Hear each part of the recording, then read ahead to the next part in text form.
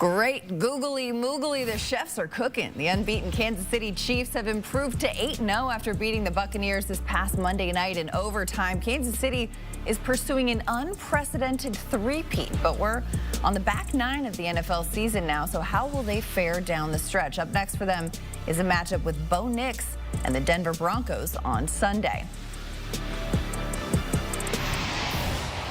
Now welcoming in CBS Sports NFL analyst Tyler Sullivan for some bold predictions on the back half of the season. And Tyler, let's start with these Chiefs. They're coming off a season-high 30 points in their Week 9 win. It looks like they've found a rhythm at this point in the season. So what is your bold prediction for Kansas City? I love that we're going Kansas City out of the gate because it's probably the boldest one of the bunch. We're talking about a Kansas City Chiefs team that's going to stay undefeated and go 17-0 in the regular season. Again, I don't know how much bolder you can go from that, but you kind of put it on it there a little bit that they're starting to catch their stride. This is an 8-0 team that doesn't really feel like an 8-0 team. What I mean by that is Patrick Mahomes hasn't essentially been Patrick Mahomes yet. They've really been relying on their defense to lead them to a lot of these wins and some timely plays, of course, from the offense. But we started to see over the last couple of weeks, Travis Kelce starting to get hot. Obviously, they acquired DeAndre Hopkins prior to the trade deadline. He catches 2 touchdowns the other night, and we're starting to see Patrick Mahomes feel himself a little bit. So I think that this is a team that's liable to be better than their record indicates, and right now their record's 8-0. The only 2 games that I would look at is Week 11 at Buffalo and then Christmas Day at Pittsburgh. Those are the 2 games that give me pause just because of the setting on the road in tough environments. Outside of that, you go game by game and you say, yeah, the Chiefs should win, which is crazy because, again, 17-0, pretty good. 17-0, that's bold, underline, italic. I love that prediction. But now let's turn our attention to the team that they beat in the Super Bowl recently, the San Francisco 49ers. Big news for the Niners this week. San Francisco will see the debut of Christian McCaffrey, who's missed the first 9 weeks of the season with Achilles tendonitis. So, Tyler, what is your bold prediction for the Bang Bang Niner gang in the second half of the season?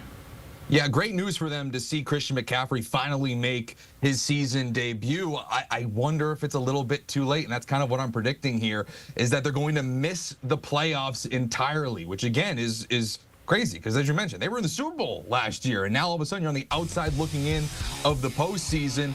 But I just think that they have a really tough uphill climb that they have to mount. You say, okay, what do you mean? They're 4-4, which, you know, not great, but the division, the Arizona Cardinals, they're 5-4. The Los Angeles Rams, they're 4-4. They're in this thing, right? Well, maybe, but you have to look at some of the tiebreakers here because I think that's what it's going to come down to for the 49ers. Right now, they don't have the head-to-head tiebreakers with the Arizona Cardinals, with the Los Angeles Rams, and they have one of the tougher schedules in that division. So as the Arizona Cardinals and Los Angeles Rams build up wins, they have a little bit of a tougher road, obviously, coming off a first-place schedule a season ago. And then we start to think about, okay, well, if it's not the division, what about a wild card spot? Well, they did lose a head-to-head matchup with the Minnesota Vikings earlier this year, which could come into play because if the Detroit Lions win the NFC North, well, the Vikings are going to be part of that equation.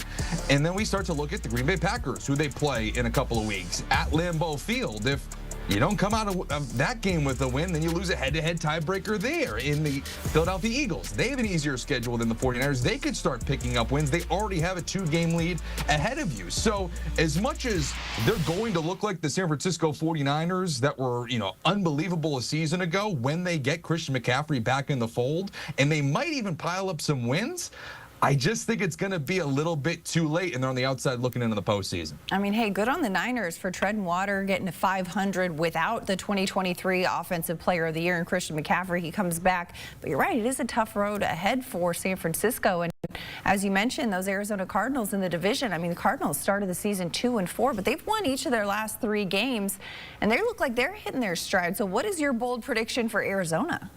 Well, if I don't have San Francisco winning the division, somebody has to win that division, right? And I have the Arizona Cardinals kind of remarkably winning the NFC West. And you say, well, Tyler, come on. They're already in first place. That's not that bold. Well, the betting markets would tell you otherwise. They are not favored by Vegas to win this division. That still lands with the San Francisco 49ers.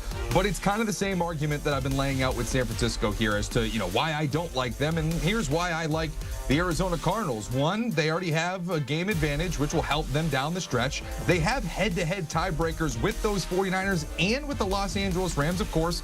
There's still games to be played there. But let's just say they even lose those games against their division rivals. Well, the tiebreaker's moot, and they have the third easiest remaining schedule in the NFL, which would tell you they're going to be picking up some hollow wins here. So already with a game in place ahead of both division rivals, even if the tiebreakers are nullified, I think they're going to have enough wins piled up elsewhere to keep both of the Rams and the 49ers at arm's length down the stretch. That'll be an interesting one as we take a look at the Arizona Cardinals schedule for the rest of the season. But Tyler, one question on the mind of a lot of NFL fans, I would think, is how about them Cowboys? I mean, Dallas, they're on a 3-game losing streak. Dak Prescott dealing with a hamstring injury that'll likely keep him out multiple weeks. What do you see for the Cowboys in the home stretch of the season?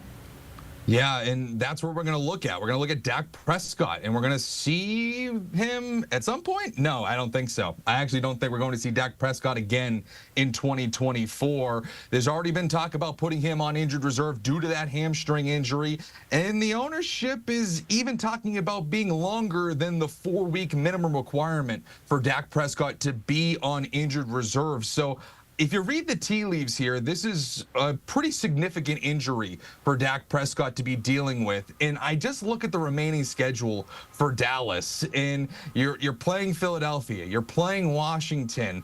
There's a chance there where you're 1-3, 0-4 in those 4 games where Dak Prescott's going to be missing. And if all of a sudden you're well under 500 and he's coming back from a significant injury, I just wonder if you opt for health and to pack things in and to try to build something healthier for 2025 with a healthier quarterback, with a healthier defense, with Micah Parsons coming back, Trayvon Diggs. This whole defense has been banged up throughout the year. You kind of pack it in, you build for a draft pick and possibly a head coach. And hey, Cooper Rush, not too shabby in the past as a starter. He's 5-1 in his career as a starter, so he'll be filling in the interim for the Cowboys.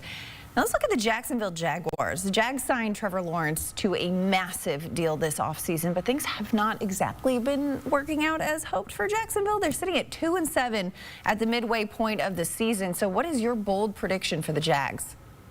I think Doug Peterson's done. I think that he is going to be gone sooner rather than later, the Jaguars firing their head coach. I think it's going to come after week 11. Over these next 2 weeks, the Jaguars face the Minnesota Vikings at home, and then they go to Detroit to face the Lions. That smells like 0-2 to me. I don't know about you. That doesn't feel like a team that's going to take on a Vikings team that's phenomenal. It's been one of the surprise teams of the year so far overall. They blitz like crazy. I just don't know if you're going to beat them at home, and then, please, they're going to go into Detroit and beat the high-powered Detroit Lions. I don't see that happening. So we're talking about a 2-9 football team as they're going into their bye. And let's just zoom out for a second. This is an organization, and this is a team in 2024 where ownership was calling it the greatest Jaguars team ever assembled. And they get to their bye week at 2-9. Changes need to be made. You referenced that they paid a lot of money to Trevor Lawrence. They paid a lot of money to Josh Hines-Allen. They are not going anywhere. If they're going to make changes, it's at the head coaching position. So I think that point, specifically after week 11, when they lose the Detroit Lions to drop to 2-9 on the year, that's when Doug Peterson gets the boot. Grab the popcorn. Tyler Sullivan's bold predictions are in. Thanks so much for the insight, Tyler. And here's a look at what is coming up Sunday on CBS. Week 10, first at 1 p.m., Jaden Daniels and the Commanders host Russell Wilson and the Steelers. The Chiefs taking on the Broncos, and the Bills visit the Colts. Then at 4:25, the Cowboys will look to stay afloat without Dak Prescott as they face the Eagles, and the Jets visit the Cardinals. You can also stream all the action on Paramount Plus, but catch it on CBS.